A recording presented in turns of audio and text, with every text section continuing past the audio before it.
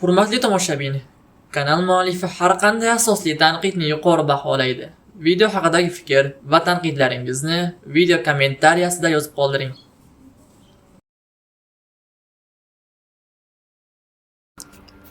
Qur'onda shunday deyiladi: jinlardan kim birorta so'zni o'g'rilarcha tinglamoqchi bo'lsa, uni shihab quvib yetadi.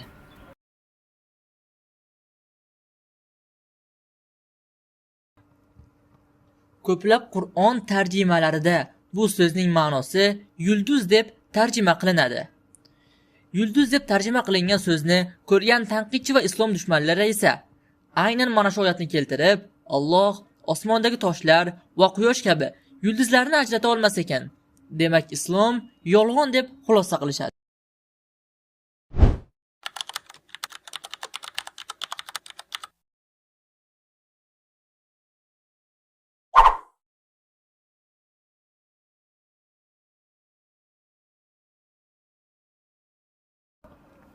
Bu so'zning asl ma'nosi olovli o'q, yorqin, alangali narsa deb tarjima qilinadi.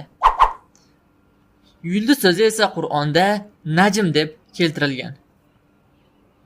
Shunday qilib, oyatning asl ma'nosi jinlardan kim biror so'zni o'g'rilarcha tinglamoqchi bo'lsa, uni olovli o'q quvib yetadi.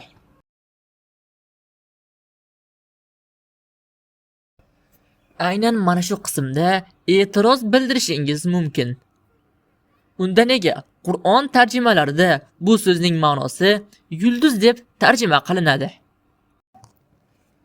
Javob shunday: oddiy xalq osmonda olovli dum hosil qilib uchayotgan bu jismlarni oldingi davrda ham, hatto hozirgi kunda ham yulduz deb ataydilar.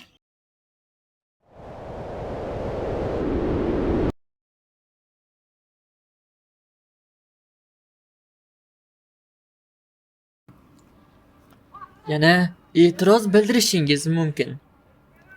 Bu toshlar haqida islom dinidan oldin ham aytib o'tilgan. Payg'ambar o'shalardan ko'chirib olgan bo'lsa-chi? Masalan, Aristotel bu haqida aytib o'tgan. Lekin u buni jism deb emas, atmosfera hodisasi deb izohlagan. Yunon tarixchilari va boshqalar osmondan tosh tushganini tasdiqlashgan. Lekin Aristotelning ilmiy darajasi sabab ularning bu gapi hisobga olinmagan. Endi esa asosiy savol: bu toshlar rostdan ham jinlarni urib tushiradimi? Meteoritlar, asteroidlar, kometalar va shu kabi jismlar tarkibida organik birikmalar aniqlangan. Aniqroq aytadigan bo'lsam, bu jismlar tarkibida metan, metanol va formaldegid deb ataluvchi organik birikmalar aniqlangan.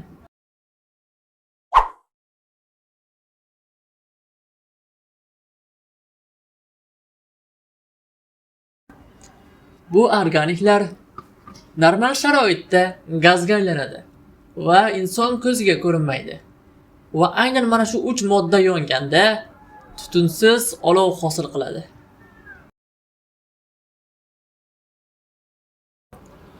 Qur'onda shunday deyiladi. Rahmon surasi 15-oyat. Va jinlarni tutunsiz olovdan yaratdik.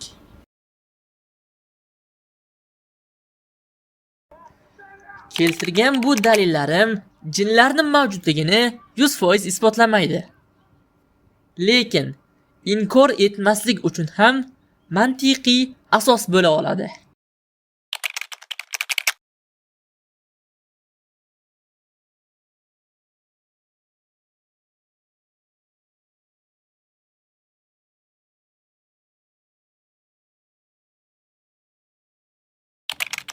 Hurmatli tomoshabin, videoni to'liq tomosha qilganingiz uchun tashakkur. Agar xohlasangiz, kanalga obuna bo'ling. Chunki kelajakda bu kanalda ko'plab islomiy mavzularda videolar bo'ladi. Albatta, quruq gaplar emas, islom plus ilm yo'nalishida.